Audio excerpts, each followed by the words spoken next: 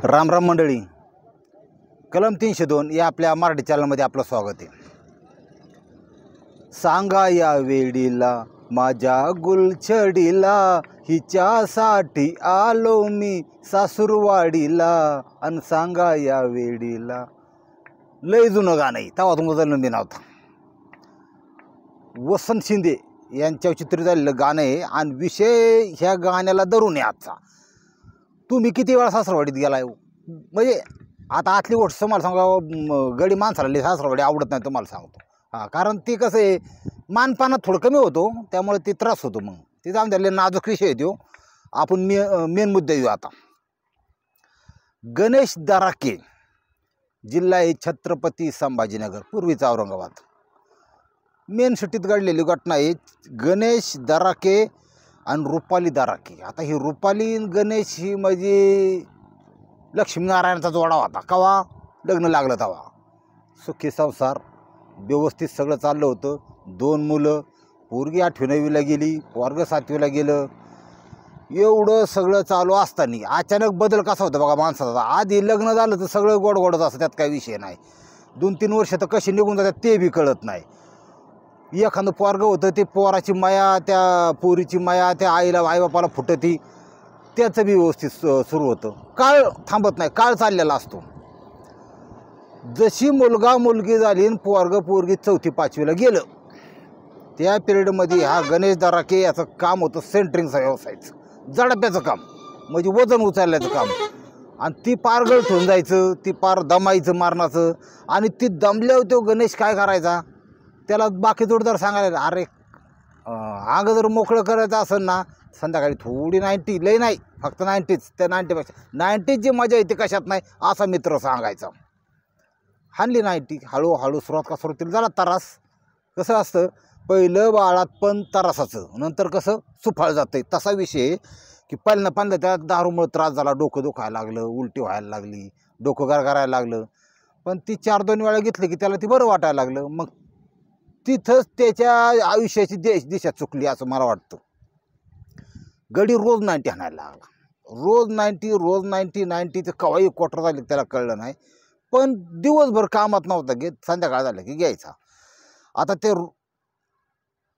तिथून पिऊन घरी आला की ही जी रुपाली आहे, आणि गड्याला कसं वाटतं कधी कधी त्याचा एक गोड गैरसमज असतो. लग्न झालं, पोरं झाली, प्रपंच झाला, पोरं हायस्कूलला गेली, आता 5वीला गेली, आता आपला प्रपंच होऊन चुकला, आपण थोडं येडं वाकडं वागलं तरी जमन. अजिबात नाही. तुमच्या मुलामुलींची शिक्षण आणि त्यांची लग्न जर झाली ना, तेव्हा तुम्हाला मुक्ती मारा, तवर ह्या प्रपंचातून मुक्ती नाही. आता शीतं असं झालं विषय की 5वी-6वीला पोरं गेलेली, याच्या कुटुंबाची जबाबदारी, पैसे द्यायचा घरी, त्याचा विषय नव्हता. पण ती पिऊन यायचं. पिऊन आल्याच्या नंतर ते बायकोला काय शिव्या नाही, हानमार नाही, काय नाही. पण एखादा तरी शब्द ते एकटा हाणायचंच. अरे काय र रोज बटाटा, काय र रोज वांग, माझं पार मुळ्यात उठलं ती वांग खाऊन तुझं, तुला जरा चांगली काळानं करत नाही, अशी तक्रार नवरा बायकोची असते. ती त्यांचं चालायचं थोडं किरकोळ कारकोळ. ह्या पिरियडमध्ये त्या रुपालीकडं ह्याचं दुर्लक्ष झालं शरीर संबंधाच्या बाबतीत. आता एक पुरुष कशाला म्हणायचं तुम्हाला सांगतो, पुरुषार्थ कशाला म्हणायचं. पुरुष तुरुंगात जाऊन बसन, पुरुष खून करीन, मर्डर करीन, काय पण स्वतःच्या पुरुषार्थावर तो यत्किंचित एखादा डाग खपून घेत नाही. ही पुरुषाची आतली जिन्स आहे, त्यात काय हे नाही. म्हणजे त्याला पुरुषत्वाची तडजोड नाही त्याची. खरा पुरुष कोण, जो सर्व पातळ्यावर यशस्वीपणे कामगिरी करतो, तोच खरा पुरुष. पैसे कमावणार तो, मान सन्मान समाजाचा मिळवणार तो, जमीन जुमला असन शेती वाय वाटणार, काट्या उगून देणार नाही, चांगलं बायको असन, 1 असू 2 असू, म्हणजे आतली बाहेरची बायकोला सुद्धा तो व्यवस्थितपणे सांभाळणार. तिच्या शारीरिक गरज, तिची मानसिक गरज, या दोन्ही गरजा पूर्ण करीन. त्याला म्हणायचं पूर्ण.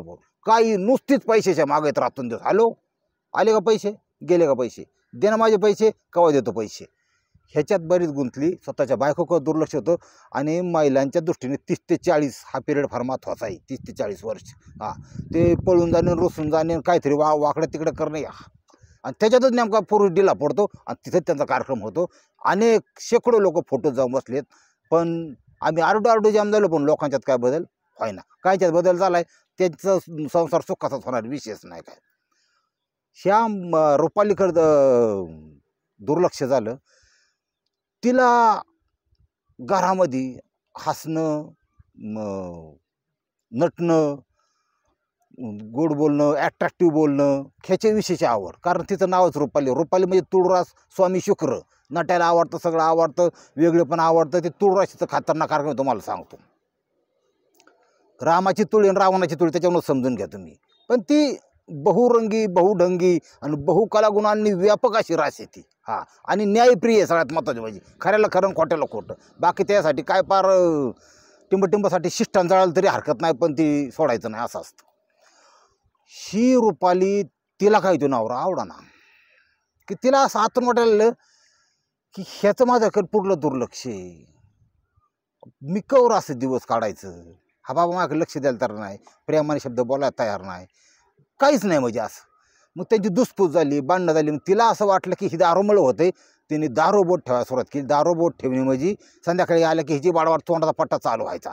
आला का डोसून, आला का मूत पिऊन. हां, ह्या गाबडी काढून ठेवायचं माझ्या जीवाव आणि प्रपंच करायचा माझ्या जीवाव. आणि ह्याला प्यायचं सुचतंय आणि किती पैसा पिण्यावर गेला, माझ्या आयुष्यात वाटलं झालं. जमावणाऱ्या मोडद्याने कोणी माझं लग्न जमावलं, त्याचा मोडदा उचलला सगळा, त्याच्या तिरडीचा बांबू मोडला. ह्यात हिचा रोज हो पट्टा म्हणलं की ती व्हायचं हँग. तो मला सांगतो आईलाही काय रोज उठून कटकटे बॉई डोक्याला ताण. हां, मग ते बी म्हणायचा बा मी म्हणून तुला सांभाळले, नाही तर तुझ्यासारखी येड्या भोकाची बाई कोण सांभाळतो म्हणला. हां, तू म्हणला आवला तर तू ते माहेरचं नाव घेतात. कोणत्या बाईला माहेरचं शिवाय दिले की लेरा घेतो. हां, अशी नवरा बायको ज्याला माझ्या भांड्याला भांडं लागणे, त्यांचा कार्यक्रम चालू झाला. इथंच कुठंतरी ठिणगी पेटली गेली.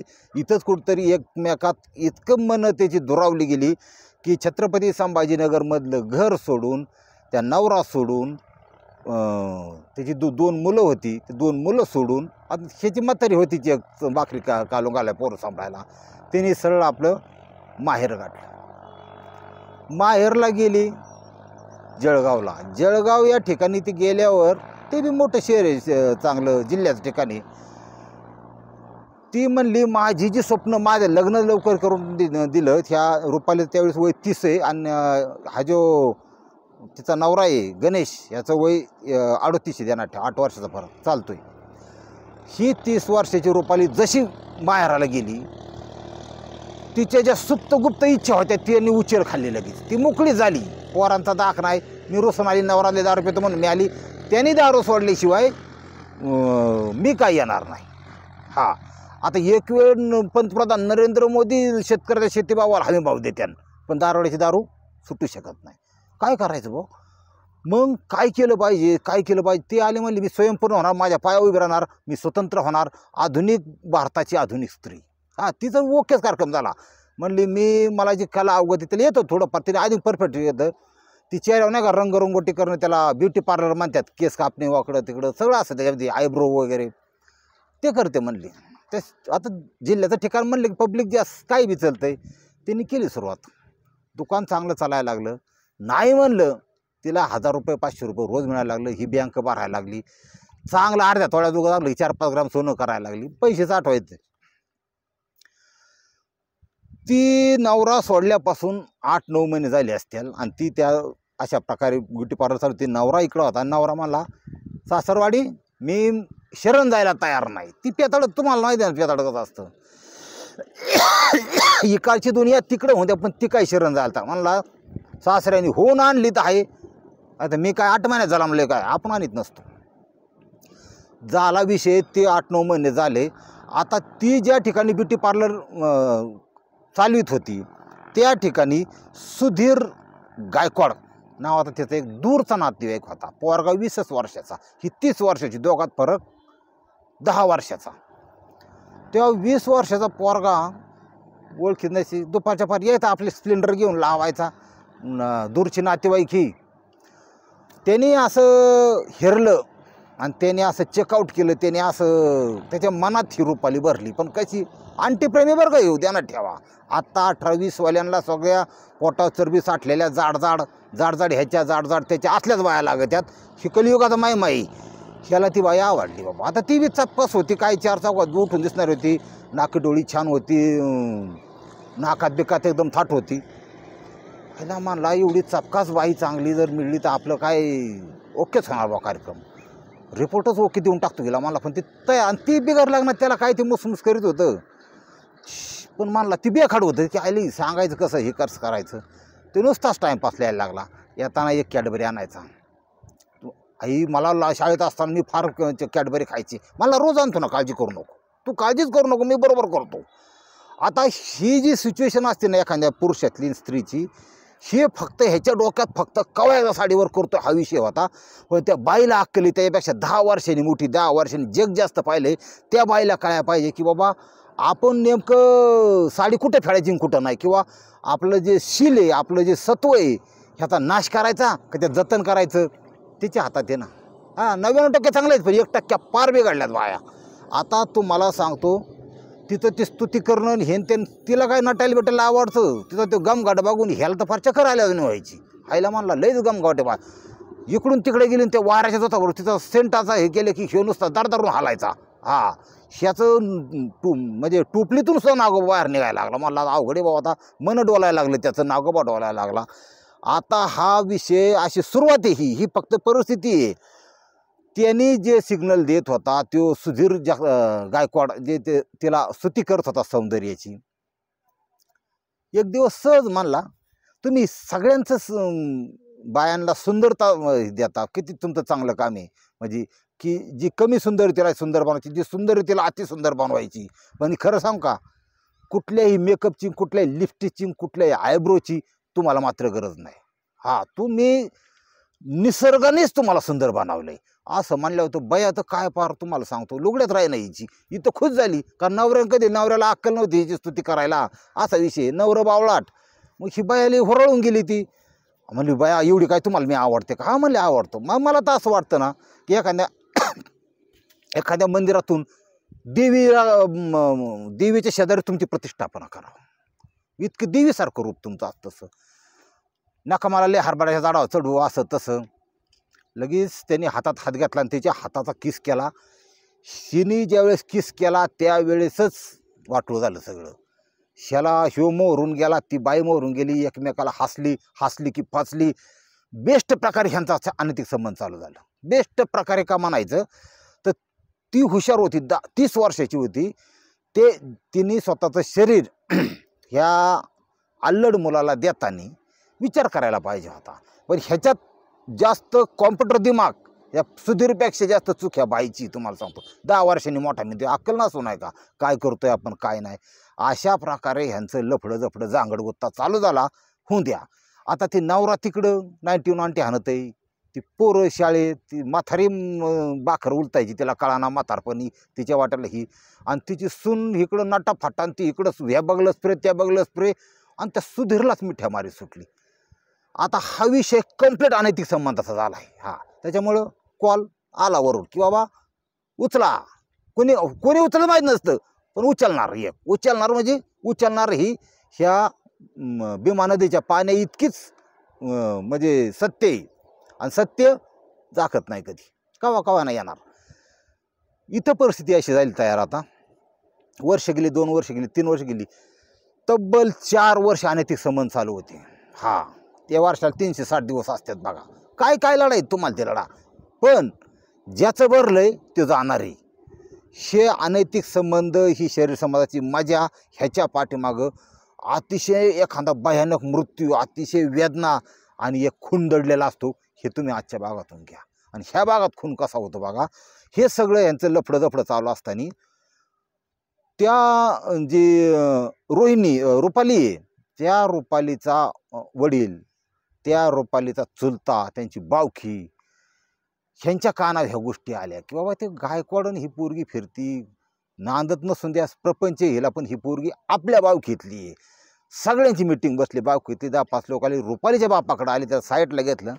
म्हणले नामोता त्या एक काम करायचं बा, ही अवदसा काय आपल्या इथं नको, अख्ख्या बावखीच्या पोरी बाहेर करायला अडचणीन, आपल्याला पोरी दिल्या पाहिजेत. ह्या बावखीचा कुतर लावी ती बायपारी ही वाईट वळणाला लागली, अशी चर्चा आहे. चांगली असं नसन, वाईट वाटून घेऊ नको. बावखीन दबाव टाकला तिच्या बापाव, ही पालखी उचल आणि तिकडं तिच्या नवऱ्याकडे जाऊन दे. आपल्या म्हणले तर आपल्यात कसं आहे, लग्न झालं की तू मिली, लय त्रास होता असं बापाचं घर तिकडे येर बारे बघ, जुनी लोक म्हणायचे अशी, इयर 12वी जीव दे पण बापाच्या घरी यायचं नाही. कारण न नांदणाऱ्या आणि बापाकडे राहणाऱ्या स्त्रीला समाजा दृष्टीने झिरो किंमत असते. आणि जे वासना देत ना ते तर आपला आकडे घासून तयारच असतात, वेगवेगळ्या नजरेने बघत राहणार आपला नंबर लागतो काय, हा म्हणते का काय, लय वाईट दुनिया आहे.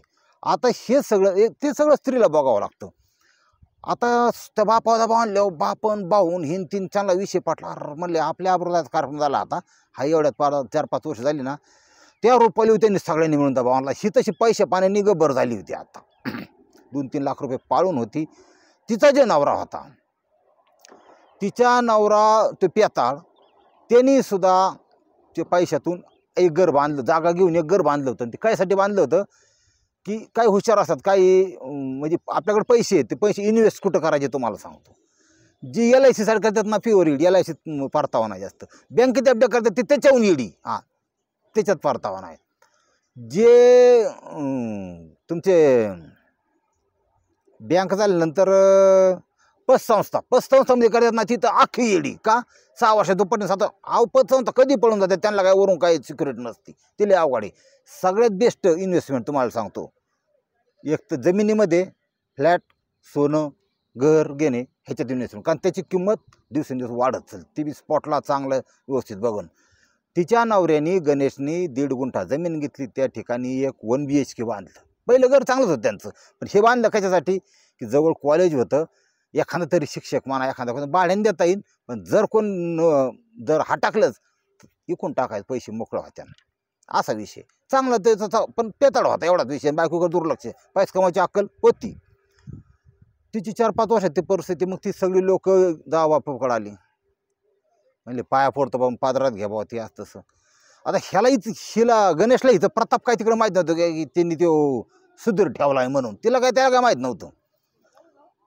म्हणले माझं आता मला तरी काय बरं वाटतं का, आणि माझं तुमच्या पूर्वी जीव आहे, माझे लेकरं बाळ आहेत, पोरगी 9वीला गेली, वर्ग 7वीला आहे, ह्यांचं मी सुखी करतात आणि तिची नाही कर. माझं कसं आहे, मी स्वाभिमानी गडी आहे म्हणला, मी आलो तुमच्या दारात 5 वर्ष, त्यांना येता सवय माहिती होतं जावायचं लय बरं का, जावायची जातं होलक्याचं शेत सारखंच तुम्हाला झालं, किती बी गोळ घाला, आखा नारड्याबरोबर हात घाला तरी कोरडाच निघणार. हा ते कोंबड्या कापा जोंबड्या कापा तरी मग ते बायकोला म्हणणारच, तुझ्या आईबापाने मला अर्धा तोळा नाही केला आणि तोळा केला आणि ते म्हणले होते असं तसं, लय अवघड जाऊ द्या मरू द्या.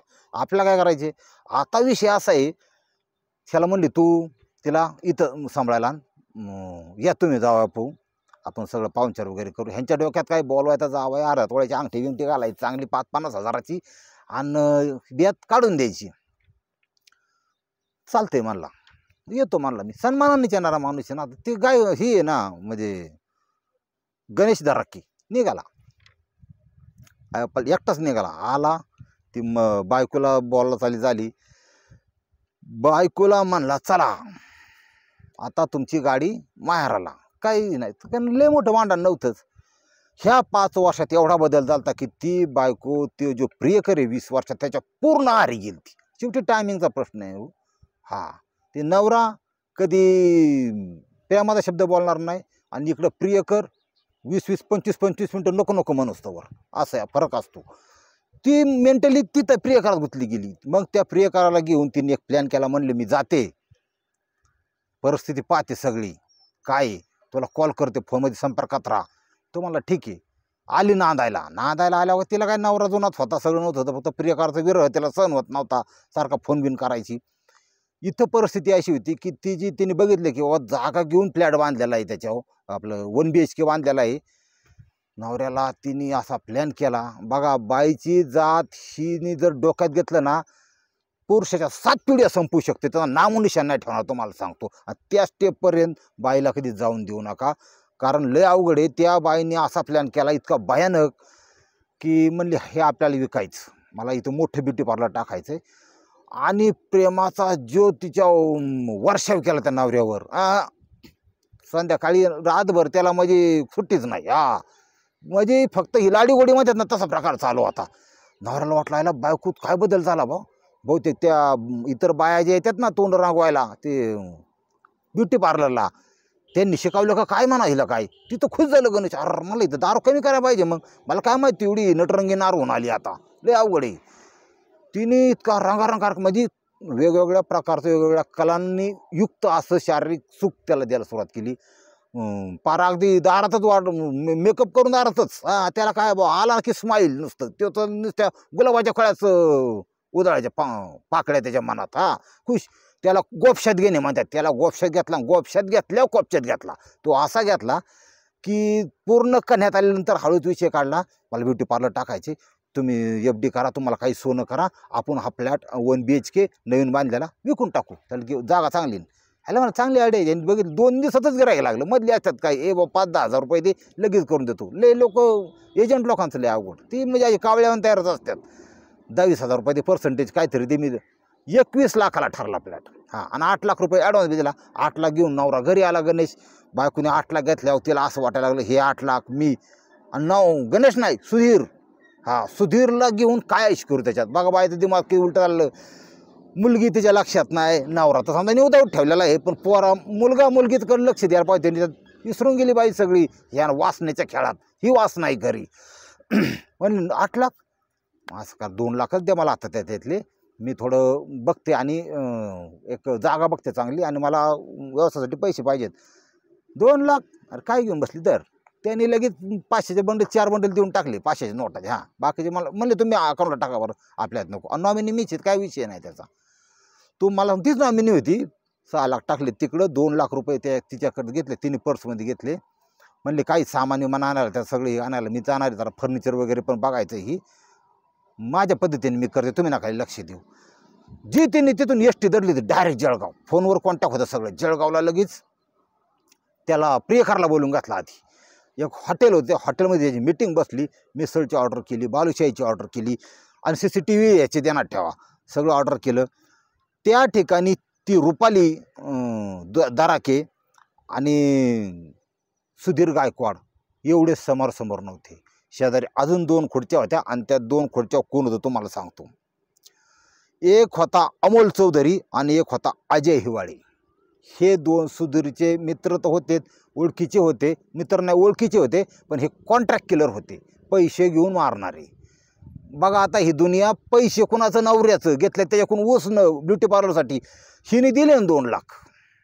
म्हणजे काटा काढायचा याचा आणि इकडं आणून काढायचा जळगावला, तिकडं नाही काढायचं. काय दुनिया आहे महाराज. ती बठोकड्याला बोलून घेतो आपण, लग्न जुळवतो, ते तिथी काढतो, रास बघतो, लग्न लावतो. ह्या परंपरा आपल्या. आणि एक बाई स्वतःचा कुकू पुसाय निघाली ह्या वासण्याच्या नादाने. हे कलियुग आहे. जपून राहा तुम्ही. तुमची मला लय काळजी, तुम्हाला सांगतो.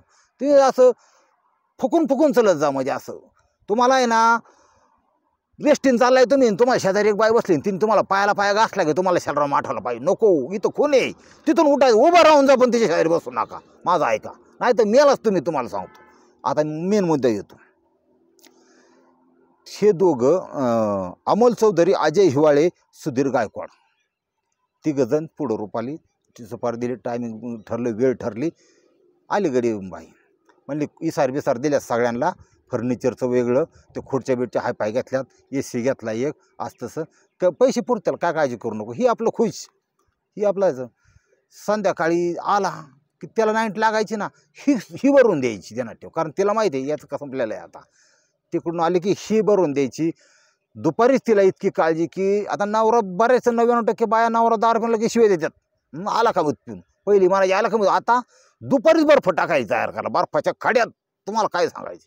लय बेकार कार्यक्रम आहे. एखाद्या वेळेस एखादी व्यक्ती जर लय गोड बोलायला लागली, बरं तुमचा शेजारी का असाना, चुलत भाऊ का असाना, समजून घ्यायचं काहीतरी प्लॅन शिजतोय बा. सावध राहा भाऊ तुम्ही हमेशा. ही आता कडेपर्यंत जगलं म्हणजे लय झालं. अशी दुनिया निघाली. अजिबात कोणाच्या याला बळी पडायचं नाही. माणसाने समाधानी असावं आणि सावध असावं. शीतं आता विषय असा झाला की स्वतः पॅक करून झाली, आणि तारीख उजाडली 4 मे 2024. ह्या दिवशी प्लॅन एक्झिक्यूट करायचं, म्हणजे प्लॅन सक्सेस करायचं ठरलं. ती गाडी घेऊन आले 3 जण, आल्टो होती. ह्याला घेतलं. म्हणले तुम्ही कोण.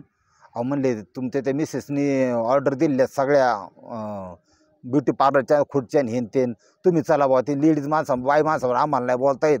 गडी माणसं असलं म्हणजे ते सगळं माल घेऊन आम्ही तर पोच करतो, आम्हाला पेमेंट मिळालेलं आहे. याला माहीत होतं यांनी 2 लाख दिलं ना.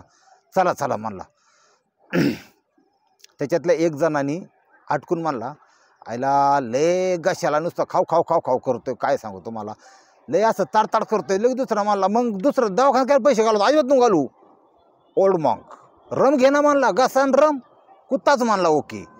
लगेच त्यांचं ठरलं. आता पेताडांचं सगळी पेनर असले ना, फक्त निमित्तच लागतं. म्हणले घ्या सावलेले एखाद्या काय वाईन शॉपमध्ये गेले की लगेच ओल्ड मॉन्कचा गोल एवढा बाटला असतो काळ्या कलरचा, लगेच घेतला की प्लॅस्टिकचे गालाच घेतले, शेव घेतले, फरसाण घेतलं, पाण्याच्या बाटल्या 5 निघाले. सिगरेटचं पाकिट 1. अड्डा टाकून बसले, आडुशाला बसले, झाडाला बसले. अंधार पडून दिला. उशाला सुरुवात केली. ह्या तिघांनी कमी घेतली, याला पाजली मारणाची. ह्यो नशे टील झाल्यानंतर दोघांनी एकमेकाला सिग्नल केला, म्हणले याला संपवायचं. आणि जागा कुठली होती तुम्हाला सांगतो. क्रीडा संकुल होतं, क्रीडा संकुल जळगावचं. त्या ठिकाणी दारू प्यायला बसले, त्या ठिकाणी दारू पिले. आणि ह्या तिघांनी मिळून त्याला पहिल्यांदा म्हणजे गळा आवळून मृत्यू केला. पण त्यांना असं वाटायचं की दुःख होती, गळा आवळला, त्याचा मृत्यू झाला, त्याला टाकला. तरी पण एक जणांनी जो गायकवाड होता त्यांनी जाऊन चेक केला की खरंच मेलाय का. तो मेलाय का बघण्यासाठी गेला, तर त्याला दुःख जाणवलं आणि जिवंत आहे. त्या गायकवाडनी स्वतः दगड डोक्यात घालून त्याचा कवटी फोडली, त्याला खलास केला. आता ह्याला खलास केला, मर्डर झाला, हे निघून गेलं. रात्रीचे पैसे ते मिळलंच होतं. दुसरा दिवस उजाडला. सकाळ लागली, लोकांनी बघितलं, पोलीस स्टेशन आलं. त्याला जास्त टाईम लागला. घटना जर जवळपास घडली ना, तर ते मृताचे फोटो काढले आणि त्या फोटोच्या आधारे मिसिंगची तक्रार चेक केल्या. नेमकीच मिसिंगची तक्रार आईची आलीच होती. मग रितसर ही रुपाली सापडली, ते तिन्ही आरोपी सापडले. ह्या तिन्हींची रवानगी 302 आणि 201 अंतर्गत 34 अन्वये गुन्हा दाखल करून आज घेतला. पण ह्या घटनेमध्ये एक महत्त्वाची घटना, ही जी रुपाली इतकी चॅप्टर होती, तिने 10 लाख रुपयाची लाच पोलिसांना ऑफर केली ती. आणि कर्तव्यदक्ष पोलीस अधिकाऱ्यांनी ती लाच, म्हणजे बाईची मेंटॅलिटी बघा तुम्ही.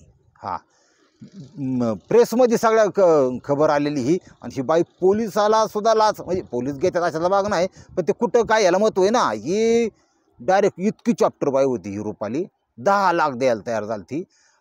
पण ते कसलाही लाचेचा विचार नव्हता. त्या संबंधित पोलीस अधिकाऱ्यांनी त्या बाईला रितसर चार्जशीट दाखल करून, FIR दाखल करून कोर्टासमोर हजर केली. आता काय न्याय देवता करीन ती. सगळे आरोपी 3 + 1 4 आरोपी. फक्त एका वासनेपायी ह्या बाईने ते 2 पोरं अनाथ झाली. ते जी पेताड होता त्या गणेशची बी थोडी चुकी ह्याच्यात. त्या गणेशनी पैसा कमवायची अक्कल आहे, पण त्या बायकोला सुखाचा, बायकोला फक्त शरीर सुख देऊन उपयोग नाही, ते तर पाहिजेच, पण तिला मेंटली पण तुम्ही सुखीन समाधान ठेवलं पाहिजे. काळाची गरज आहे, तुम्हाला सांगतो. बाया थांबत नाहीत आता, लय काळ वाईट निघालाय. त्या बाईला बाबा कधी तू जेवली का, तिची आश्चर्य विचारपूस केली का, तिच्या आजारपणात तिला साथ दिले का, त्या बाईला म्हणजे स्वतःच्या पत्नीला मध्ये आधी प्रेमाने हात फिरवला का, तिच्यावर प्रेमाने तिच्याशी बोलला का, या सगळ्या गोष्टी महत्त्वाच्या आहेत मानसिक ह्याच्यासाठी. आज तुम्ही माझं आहे का, संध्याकाळी आज दिवसभरात कधी बायकोने कालवून वाढलं ना, मग कालवून भाकर वाढली आणि जेवायला बसला ना तुम्ही, माझ्या वतीने तुमच्या बायकोला सांगा, तुम्हीच बोला की म्हणायचं कालवण सुंदर झाले, भाजी सुंदर झाली, चपात्या मस्त झाल्यात, हे कालवण जेवढं सुंदर आहे तेवढी तू पण सुंदर आहेत आणि तुम्हाला लय आवडते बा. स्वतःच्या बायकोला म्हणून टाका माझा आहे का. तुम्हाला सांगतो पुढचे 15 दिवस महिनाभर बायको फुल चार्जिंग राहणार. तिला वाटेल किंवा नावावरच आपल्याकडे लक्ष आहे. नाही तर कसं आहे, गेरे माझ्या मागल्या ताका सगळं करण्यात चांगल्याच होत्या. अजिबात तसलं करू नका.